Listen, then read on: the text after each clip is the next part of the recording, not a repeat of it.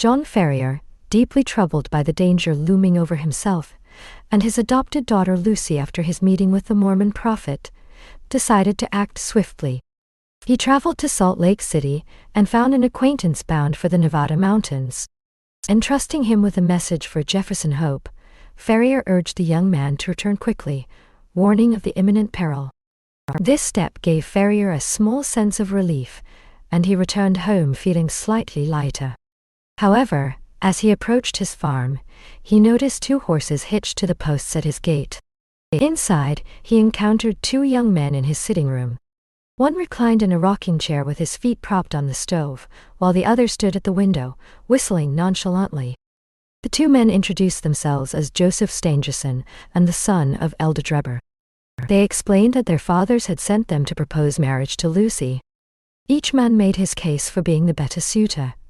Stangerson pointed out his promising future as a tanner, and the fact that he had fewer wives, while Drebber emphasized his wealth, inherited from his father's mills. Both agreed that Lucy should be the one to decide between them. But Ferrier, consumed with fury at their audacity and the violation of his home, could barely contain himself. He ordered them to leave immediately, threatening to eject them by force if they delayed. Stunned by Ferrier's anger, the 2 suitors eventually left, though not without issuing dire warnings. Stangerson vowed that Ferrier would suffer for defying the prophet and the Council of 4, while Drebber predicted divine retribution. Ferrier, his rage barely subdued, might have resorted to violence had Lucy not intervened to calm him. After the men had gone, Ferrier made his feelings clear, declaring he would rather see Lucy in her grave than married to either of them. Lucy agreed wholeheartedly, placing her hope in Jefferson Hope's return to save them. Despite their outward determination, the situation was becoming increasingly precarious.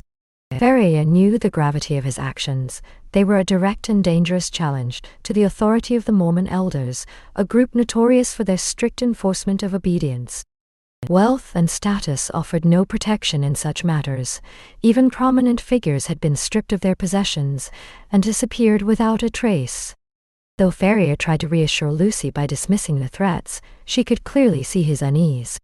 He braced himself for retaliation, knowing that some response would come, though he remained uncertain when or how. The reprisal came the very next morning, in a chilling and mysterious fashion. Upon waking, Ferrier discovered a small square of paper pinned to the coverlet of his bed, directly over his chest. The note bore an ominous message. 29 days are given you for amendment, and then, the unfinished sentence, punctuated by the foreboding dash, was more menacing than any explicit threat could have been. How the note had been delivered into his room remained a baffling mystery, deepening Ferrier's sense of unease. The shadow of an undefined but inevitable danger now loomed over him, and Lucy, leaving them to grapple with the fear of what lay ahead. John Ferrier and his daughter Lucy find themselves trapped in a sinister and escalating predicament. After securing their home, Ferrier discovers a pin left behind, a silent but chilling warning that shakes him to his core. The following day, Lucy notices the number 28 scrawled on the ceiling, heralding the start of an ominous countdown. Each morning thereafter, a new number appears, decrementing steadily by 1, in conspicuous locations such as walls, doors, floors, and even the garden gate. Despite his watchful vigilance, Ferrier cannot uncover the identity or methods of those responsible for these cryptic warnings. The inescapable, unrelenting presence of these daily signs takes a toll on him, leaving him anxious, restless, and haunted. Ferrier's single hope lies in Jefferson Hope, a young hunter from Nevada, who had promised to return and assist him and Lucy in escaping their plight. But as the countdown progresses from 20 to 10, and finally to 5, hope remains absent. Each sound of an approaching horse or distant voices raises Ferrier's hope momentarily, only for it to be dashed when no help arrives. By the time the number 2 is found on the wall, Ferrier is forced to confront the grim reality of their circumstances. The roads are heavily guarded, the surrounding mountains unfamiliar, and escape appears impossible. Yet, even in his despair, Ferrier remains resolute, determined to protect Lucy's honor at all costs, even if it means sacrificing his own life. As the final day approaches, Ferrier is gripped by fear and uncertainty, consumed by the thought of what fate awaits them when the countdown ends. While he broods over their seemingly inescapable situation, a faint scratching sound interrupts his thoughts. The sound repeats, soft but insistent, breaking the stillness of the night. Ferrier, suspecting an assassin or another ominous warning, cautiously approaches and opens the door. The night outside is calm, with stars shining brightly, and the garden seemingly empty. Yet, upon looking down, Ferrier notices a man lying flat on the ground outside the door. Initially assuming the figure to be injured or dying, Ferrier is startled when the man suddenly writhes forward like a serpent, slipping soundlessly into the house. Once inside, the figure rises to his feet, revealing himself to be Jefferson Hope. Ferrier, shocked but relieved, reacts to Hope's unexpected entrance. Hope explains that he had to crawl to avoid detection, as the house is under constant surveillance. Exhausted and hoarse, Hope demands food, revealing he has not eaten in 48 hours. He ravenously devours the cold leftovers from Ferrier's supper, and inquires about Lucy. Ferrier reassures him that Lucy is unaware of the full extent of the danger they face. Hope's arrival provides a glimmer of relief and hope amid their dire circumstances, though the oppressive shadow of the countdown's imminent conclusion continues to loom over them. John Ferrier, invigorated by Jefferson Hope's steadfast loyalty, feels a surge of determination as they face their perilous circumstances. Hope, driven by his unwavering love for Lucy Ferrier, makes it clear that his commitment to their escape stems entirely from his devotion to her. Aware that time is dangerously short, Hope insists they must flee that very night. He reveals his preparations: a mule, 2 horses, and supplies hidden in Eagle Ravine. Their destination lies through the mountains toward Carson City. Ferrier, offering his savings of $2,000 in gold and $5,000 in notes, provides the funds needed for their desperate flight. While Ferrier prepares Lucy for the escape, Hope busies himself gathering food and water, fully mindful of the rugged and resource-scarce journey ahead. Their actions are swift and purposeful, with no room left for hesitation or reflection. Hope outlines the plan with precision, emphasizing caution as he knows the house is under watch. His proposal is to slip out through a side window and cross the fields, evading the sentinels posted at the front and rear entrances. Their immediate goal is to reach the hidden horses waiting 2 miles away, under the cover of night. When Ferrier expresses his concerns, Hope's calm determination, reinforced by the revolver at his side, reassures him of their chances. As they extinguish the lights inside, Ferrier casts one last sorrowful glance at the land he is abandoning, a peaceful expanse of fields and trees that belies the danger surrounding them. Despite the bittersweet farewell, his resolve remains unwavering as he prioritizes Lucy's safety above all else.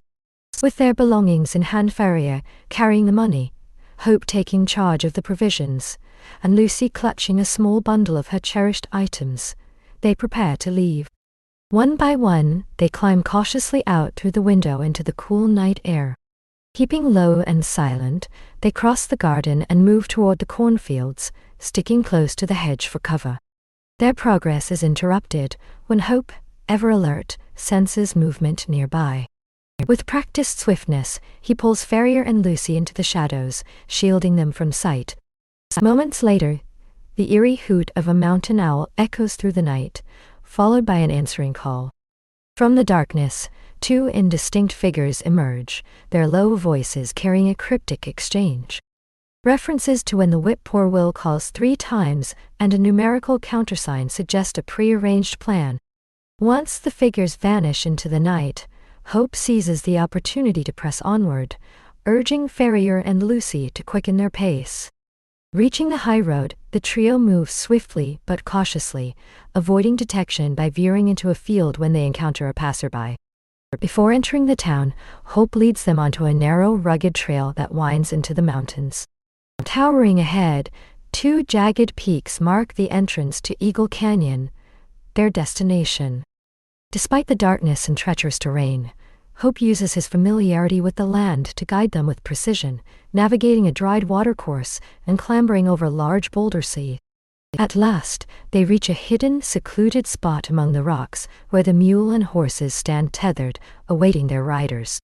Lucy is gently placed on the mule, while Ferrier climbs onto one of the horses. Prepared for the journey ahead, the group sets off into the mountains, leaving their pursuers behind as they strive for the safety that lies beyond. The group, guided by Jefferson Hope, made their way along a perilous and narrow mountain trail. On one side, a towering black crag rose sharply, its basaltic columns resembling the ribs of a petrified creature, while the other side was obstructed by a chaotic jumble of boulders and debris, making any alternative path impossible. This rugged, uneven track required experienced riders and forced the travelers into single file. Despite the physical challenges and dangers, the fugitives were buoyed by a sense of hope, as every step carried them farther from the oppressive rule they were fleeing. As they pressed on, the girls suddenly spotted a solitary sentinel, standing atop a high rock, overlooking their path, his dark figure clearly outlined against the sky. The sentinel's voice rang out in a commanding military challenge, breaking the silence of the ravine. Jefferson Hope, with his hand steady on his rifle, calmly replied that they were travelers bound for Nevada. The sentinel, however, remained suspicious and asked for further proof. Ferrier invoked the Holy Four, the ultimate Mormon authority, while Jefferson Hope recalled and provided the correct countersign from an earlier encounter. This satisfied the sentinel, who granted them passage with a blessing. Once they passed beyond the watchman's post, the path widened, allowing the group to pick up their pace. Glancing back, they could see the lone sentinel leaning on his gun, his form gradually disappearing into the distance. With relief, they realized they had crossed the outer boundary of the saint's control, and were now one step closer to the freedom they longed for.